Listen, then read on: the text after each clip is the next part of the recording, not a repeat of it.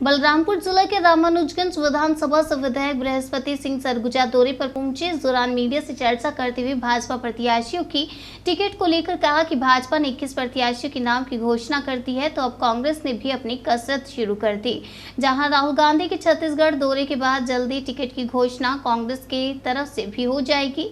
वहीं भाजपा प्रत्याशी व पूर्व राज्यसभा सांसद रामविचार नेताम पर आरोप लगाते हुए कहा कि जब वह मंत्री थे तो नक्सलियों को बंदूक खरीदने के लिए पैसा दिया करते थे, तो वही नक्सलियों को छुड़वाने का काम भी गृह मंत्री करते हुए उन्होंने कहा कि साथ ही ऐसे कई आरोप उनके द्वारा रामविचार नेताम के ऊपर लगाए गए हैं।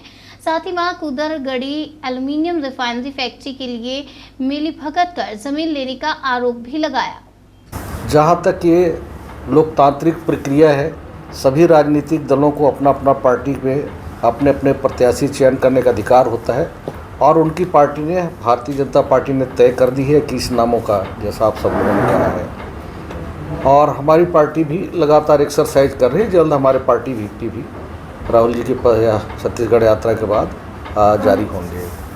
ये देखने की क्या नज़रिया है? देखिए, कोई नया कैंडिडेट होता है तो वहाँ ये आता है कि उसके ऊपर कोई दाग नहीं होता है।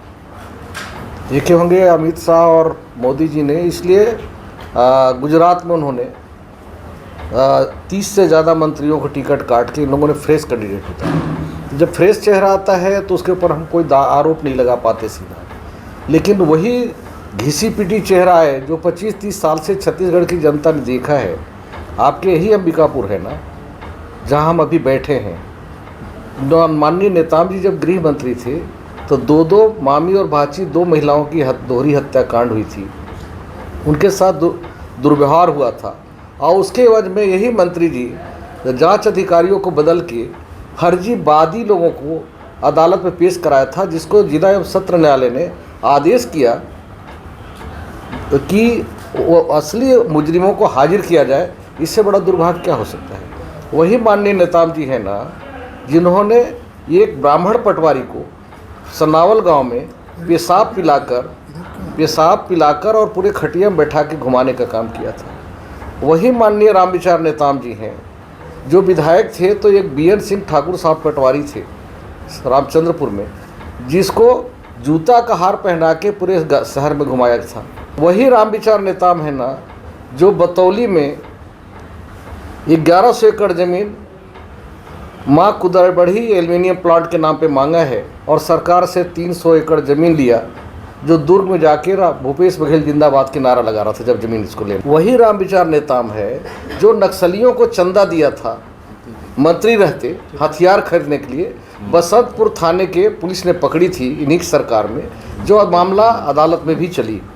वही रामविचार नेताम है जो नामी गिरामी नक्सलियों को कोरबा और दंतेवाड़ा जेल से ब्रेक करके भगाने का काम किया था। इधर प्रदेश के उप मुख्यमंत्री द्वारा राजपुर में कांग्रेस पदाधिकारी व कार्यकर्ताओं की सभा के दौरान मंच से इशारों में कहा था कि मुझे छत्तीसगढ़ की 90 विधानसभा सीट में से एक विधानसभा सीट की जवाबदारी मेरी नहीं होगी।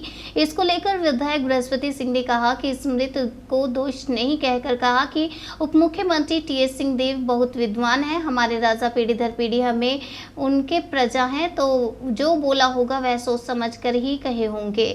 साथ ही कहा कि उनके ऊपर छत्तीसगढ़ की जवाबदारी है, जो भी बोले होंगे वो सोच समझकर ही बोले होंगे और ऊपर हाईकमान को तय करना है। इसमें बाबा साहेब अकेले नहीं हैं, और भी लोग हैं जो निर्णय लेंगे। देखिए, समर्थ को दोष नहीं। हमारे आदरणीय महाराज साहब बहुत विद्वान हैं, हमारे पीढ़ी दर पीढ़ी हमारे राजा महाराजा रहे, हम उनकी प्रजा रहे हैं और जो भी बोलते हैं बहुत सोच समझ के बोलते हैं। जो भी उन्होंने बोला होगा सोच समझ के बोला होगा और इसकी जवाब वही है। उनका कहना है कि एक सीट पर वो ध्यान नहीं देंगे और उन्होंने आग्रह किया कि एक सीट जो रामानुजगंज सीट है उस पर मैंने कहा ना, महाराज साहब बहुत विद्वान हैं, छत्तीसगढ़ के पूरे मार्गदर्शक हैं और पूरे छत्तीसगढ़ में सरकार बनाने की उनकी जवाबदारी है। तो जो भी बोले होंगे सोच समझ के बोले होंगे और ऊपर हाईकमान को तय करना है।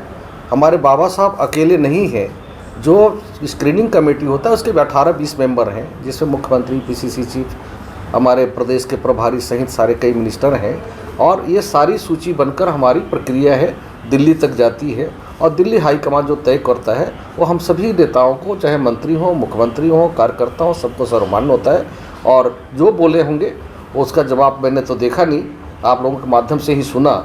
जो भी बोले होंगे सोच समझ के बोले होंगे, और जो बातें हाईकमान भी निर्णय लेगा सोच समझ के। अच्छा, टीएस सिंह